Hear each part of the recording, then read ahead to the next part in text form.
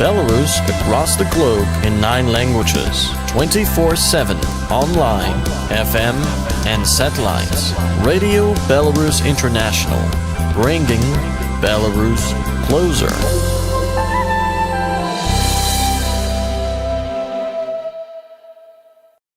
Belarus wants its position to be presented during the talks on peaceful resolution in Ukraine. The country provided all necessary assistance and infrastructure when negotiations began and is ready to do its utmost to help resolve the situation. But it seems like the West prefers military scenario rather than diplomatic one. Why peacekeeping initiatives are sinking into oblivion, we are going to discuss now with Alessandro Bruno, an analyst at Gulf State Analytics. Alessandro, let us first ask you to share your personal experience. You're living in Toronto, far away from the epicenter of the conflict. Here in the region, we are witnessing skyrocketing price for fuel, shortages of food and consumer goods supplies. How is life is going on in Toronto? Are you shocked when you're refilling your car or visiting supermarkets? Well, in Toronto, other than the fuel price, you would not know that there is a war in Ukraine. Of course, if you read the newspaper or see the news on the TV, you will find out. The other way to find out is accidentally by if you hear a language that sounds like Russian being spoken by somebody on the street or in a store, and you politely say, "Oh, вы говорите по-русски," and they say, "No, Ukrainka." All of a sudden, you know that there is a war by the look on their face. But other than that, here we are far away from the conflict. And of course, this is a European conflict. And the Europeans should be the ones to realize that they are being manipulated to serve as the diamond edge of the war which is really being wanted by Washington most of all, using Ukraine and Europe as a proxy. But the fuel price was going up anyway, because it's not just a question of resource and it's a question of distribution and refining. And many manufacturers of oil have been artificially creating shortages to make the refined price go up. So, of course, and natural gas and oil in Canada in particular, there's plenty of both. And there's also lots of hydroelectric power. So this part of the world will be definitely less affected than Europe. But I am also, I am Italian, born, so I think of what's going on in Italy a lot. Now, that is a completely different situation. In fact, Italy is one of the worst affected countries. And I'm really following what the Italian government is doing, because until just a few months ago, the Italian government was one of the friendliest with Russia, historically, even during the Soviet Union. Do you know who was the first leader to recognize Lenin's government in 1922? I guess Mussolini, a fascist, was the first one to recognize in Europe. So we have a long tradition. And I am from Naples. The song O Sole Mio was written in Odessa. So the connections between between Russia and Italy were incredible. But now I see what the newspapers are writing, what the TV is saying, and I can't recognize. I'm completely shocked. I didn't expect anything different than that in Canada, because there's a long history here of anti-Russianism, of Russophobia. But from the Italian side, my dual personality I'm shocked by what I see. Don't you think that if another serious sanctions are imposed against Russia, it would have a devastating effect on the world economy? Of course, the sanctions to me are first of all, I should point out, I've written about sanctions in the context of the Middle East, and I lived under sanctions when I was a UN officer in Libya, and I learned to become extremely skeptical of sanctions. Not just skeptical, I really dislike them. I think it's an inhumane policy because they affect the people, not the government. In Libya, for example, the sanctions were designed to hurt the government, to force the Libyan authorities to give up 2 individuals wanted for the hijacking and the bombing of a Boeing 747 Pan Am 103 in 1988. But who was paying the price? It wasn't the Gaddafi family or those near him. It was the ordinary Libyan. The officials were still getting visas to travel. So the sanctions affect normal people. And the sanctions on Russia in particular, which is so fundamental, it has everything. Russia is one of the world's suppliers of anything from food to oil to gas to tourists. People forget how much money Russian tourists spend in Europe, in countries that need the tourist dollars, especially countries like Spain and Italy, which have had lots of fun, it seems, in seizing properties of Russian millionaires. The latest was the Formula One driver, Mazepin, whose father's villa in Sardinia was seized. That's another story. I don't understand what the legal principles behind this is. But the sanctions are certainly going to cause problems, and they're going to cause problems afterwards when the situation resolves. The ill feeling. Russians are no longer going to be wanting to visit these countries that hurt them with sanctions for many years. So it's a real tragedy, and certainly will not change the course of the war because there are existential reasons for which President Putin took the decision to invade. And of course, the war did not begin a month and a half ago. It began 8 years ago, at least, if not longer. Many experts believe that the conflict was inevitable as the confrontation between Russia and the West reached their highest level since the collapse of the Soviet Union. What is your take on that? Well, I admit I was one of the people. I was analyzing and writing a few things, and I did not think that we would come to this. I did not think that on the 24th of February, or even on the 22nd, which is my birthday, I remember very clearly, President Putin would invade the Donbass. In fact, I saw it as a trap.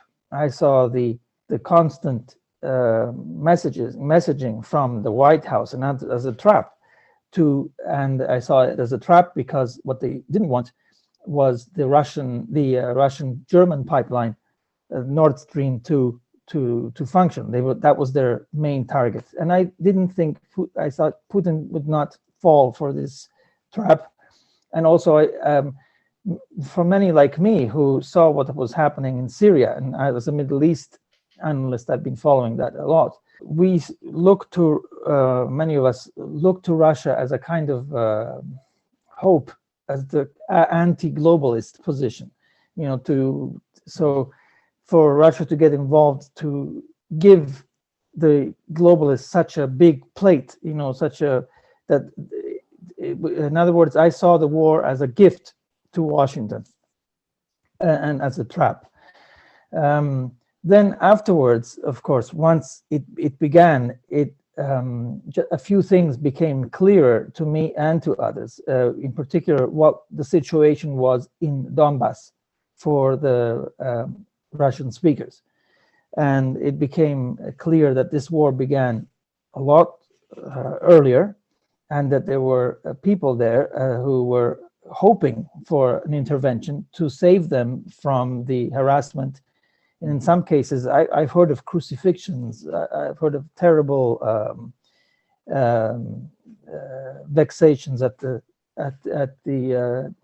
against these populations. So if I had known that more clearly, perhaps I admit I didn't realize how bad the situation was. Perhaps I would have expected an intervention, just as what happened in 2008 in Ossetia in August, I believe it was. So this was a shock, and of course, what happened afterwards, though, was highly predictable. And my fear was that they would turn, the media would turn the war in Ukraine in the same way they presented the situation in Syria, the Western media. And I fear this is happening today. I don't know if you've seen the newspapers, but the Wall Street Journal, the Times of London, the Guardian, the Financial Times, they're all talking. Of course, all of these have one thing in common. It's the Anglo-Saxon press in particular that's leading this charge. They're talking about a chemical weapon having been used in Mariupol. At this point, we can predict what's going to happen. The situation in the town of Busha, is it pronounced Bucha or Busha? Busha. That was predictable, and in the way it's being presented. Of course, afterward, they don't care, because afterwards, military experts have shown how impossible it was, and in fact made it very clear where the sources, including the white ribbons, which are of Russian-friendly populations. So it made sense to me.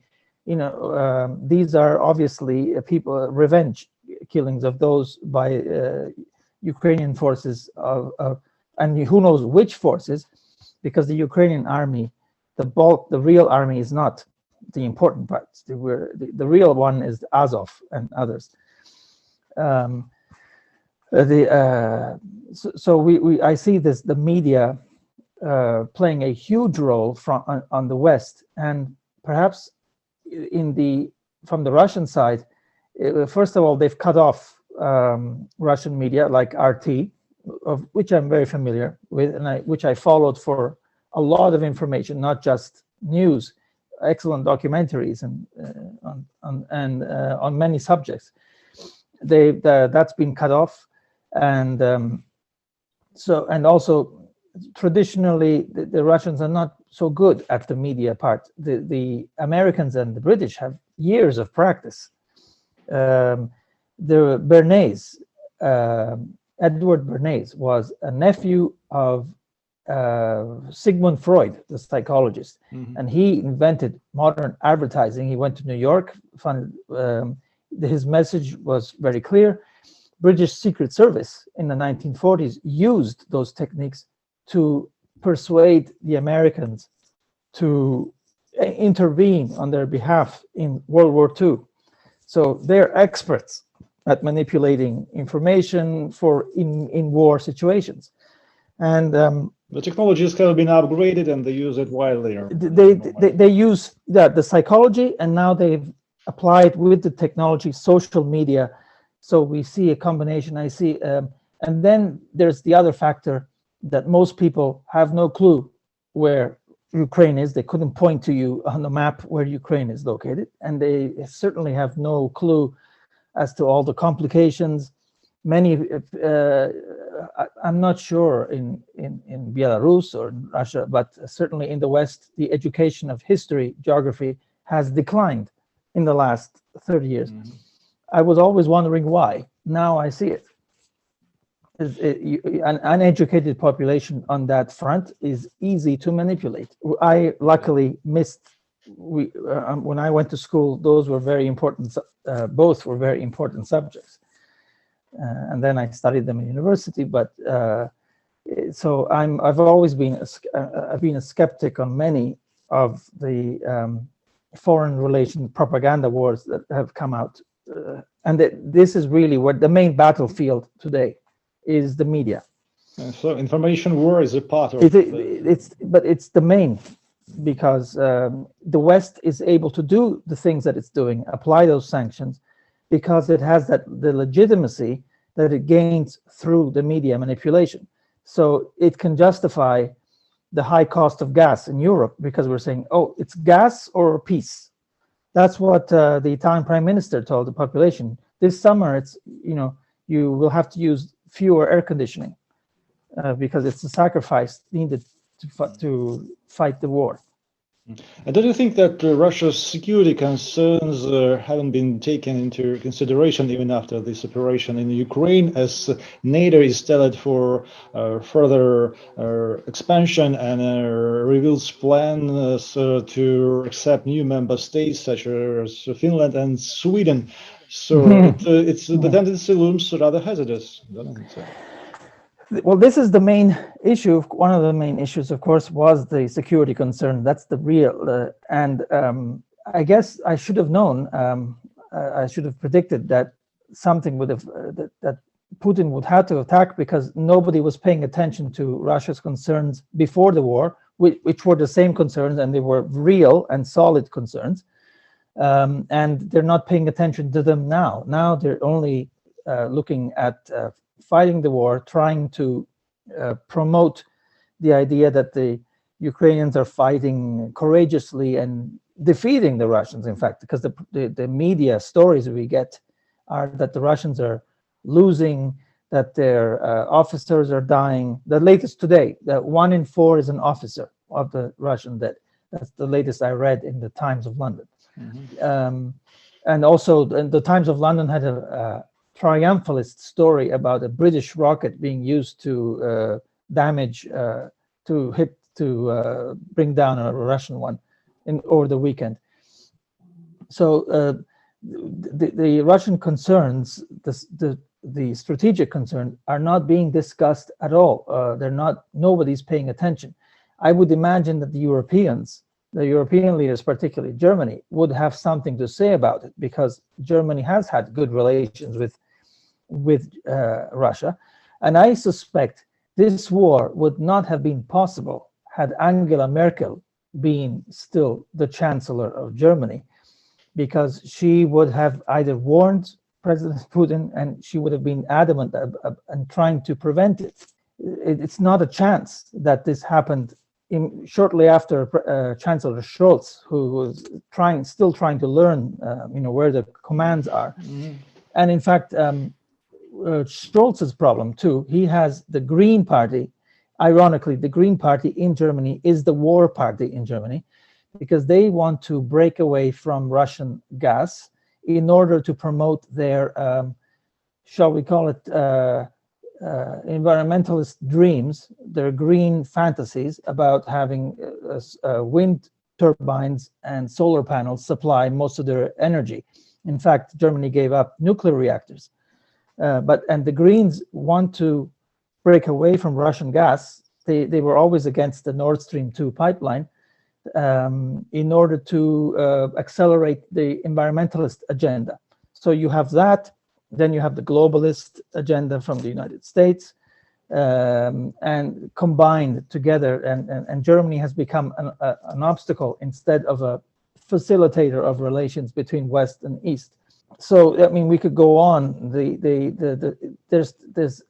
escalation has been multiple from multiple fronts, and the propaganda has been something I've never ever seen before. And of course, the narrative is that Russia has managed to unite NATO like never before. I think this is temporary.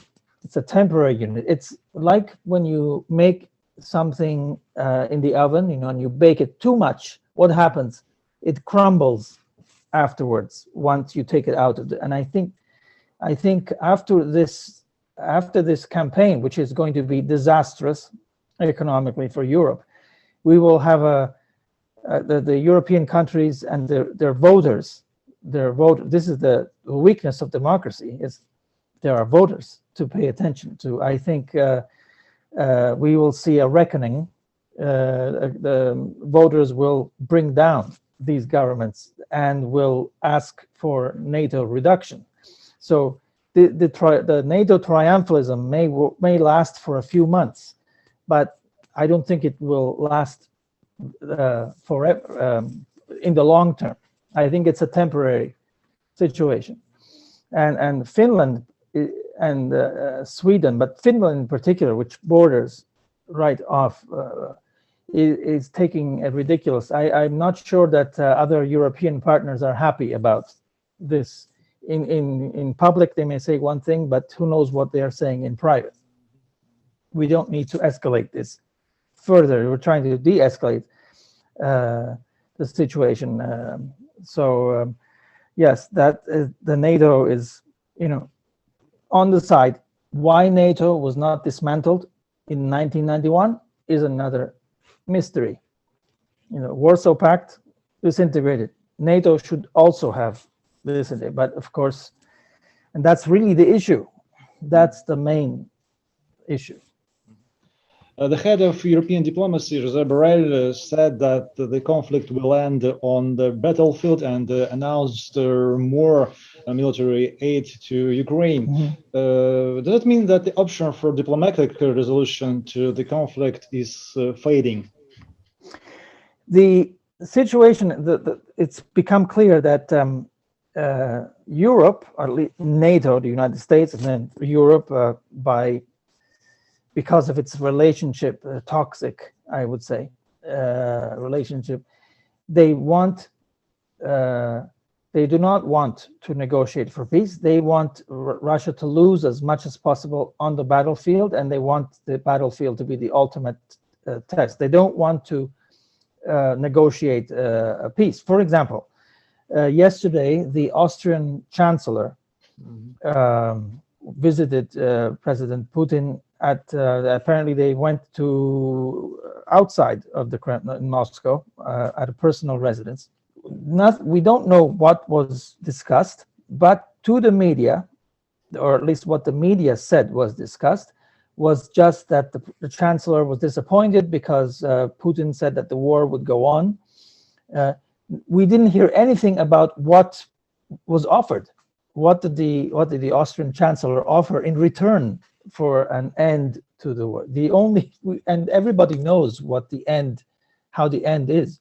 No NATO, Eastern, essentially the Donbass and Crimea recognized as parts of Russia, or at least as independent republics, which will then decide by referendum with whom to join, and we all know what's going to happen.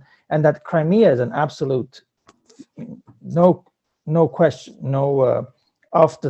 it's off any negotiation. And of course, Crimea was always Russian anyways, since it was taken during from the Turks. I believe it was 1750. I don't remember, Catherine the Great. And then I tried to tell people, Sevastopol, which is where the Russian Navy is, where Gorbachev was born. This is a place of, and many Soviet leaders were Ukrainian, including the person who made that arrangement, Khrushchev. So, but of course, the ignorance of history, that is not discussed ever. The goal is, thanks to this ignorance and thanks to the rest, the goal is going to be to force any not solution, but any end on the battlefield. So that said, it seems that I'm getting two different stories. When there are some reporters, even European ones, on the ground in eastern Ukraine and other areas, that are much more realistic, presenting, and it's quite clear that Russia is actually achieving its military goals in this region, in Ukraine. But the West presents the opposite picture. One of my favorite narratives has been Kiev. They were saying a few days ago, the Ukrainians are pushing back the Russians away from Kiev. And of course, my answer was Kiev was never part of the plan. They don't want to take over the country; they want the east. If Kiev was a distraction, it was part of the strategy. Keep a solid part of the army busy defending or pretending or expecting an attack, so that while they were dealing with the real interest, the real part, which is dealing with Azov, all the other battalions, that's which are the real hard part of the army. And of course, the chemical weapons story, who was their source that the Times was citing? The Azov battalion, which is being presented as a brave force. Their background and what they do to people, you know, they're sticking them to light poles with tape, crucifying, sticking swastikas on by fire, you know, that's not discussed. You have to go to the mainstream Western sources are not discussing that part. So there's definitely, and the European governments are ignoring those reports. They are following exclusively a mainstream line, which is, it's like, I don't know, I feel like I'm seeing deaf and blind people lead Europe. They're not listening or hearing or facts and analysis. They're just blindly driving Europe into the hole.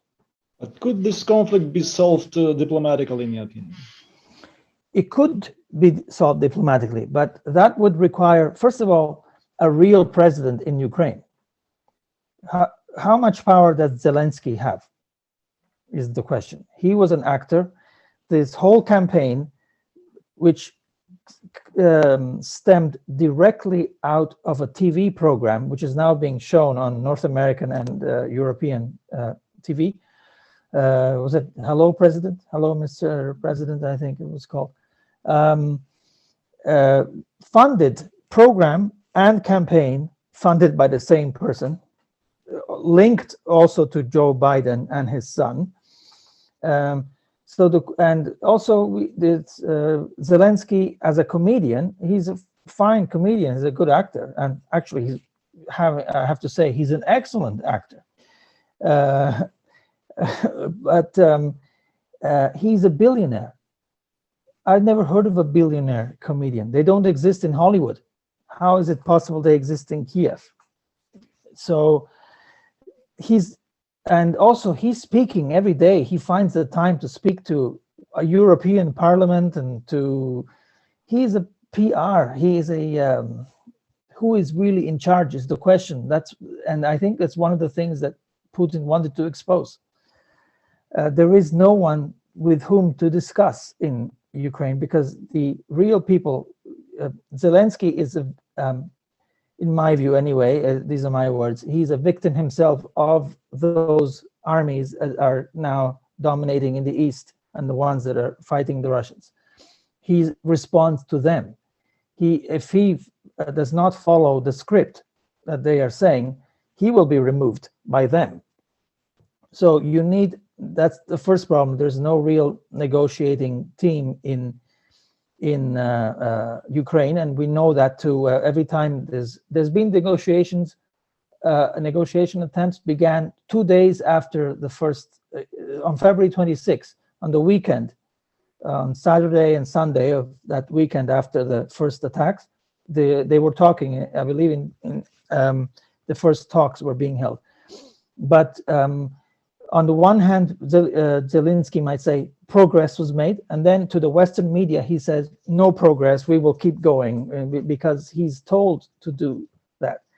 Then we have, of course, in the West, there's absolutely, from the US, if a European leader wants to initiate a conversation, he is blocked from. That's the reason why the Austrian Chancellor visited, because the Austrian Chancellor, not being part of NATO, has more freedom to talk. So, of course, we knew he was probably delivering messages on behalf of German and Italian, I'm sure, and other chancellors. Who knows if Viktor Orban might be able to, but Viktor Orban is being ostracized in Europe. He has to pay a fine because of his government. Ironically, he was a good ally of the Polish prime minister until a few weeks ago. But now they are on different way. They have similar social policies, but now the Polish prime minister is one of the diamond heads, leading the charge against Russia. So for the time being, diplomatic solutions, no. And also, Italy, one of the main countries that usually served as a diplomatic, and France are controlled by very pro-NATO, or at least very NATO-dominated governments. Italy cannot take too many steps because it owes the European Union so much money that, like Greece. Greece is also a surprising participant in this, because the Greek population is Greek Orthodox, like the Russian. They have traditionally been very close, but it's a very strange situation. True, I've never seen anything like this. Let's see what happens 2 weeks from now in the French election. That was the last hope, that Marine Le Pen perhaps wins that election, and she breaks this EU. She won't necessarily pull out of the EU, but she might act more skeptically. She is the last hope. So thank you very much for your expertise. Oh, thank you. It was a pleasure.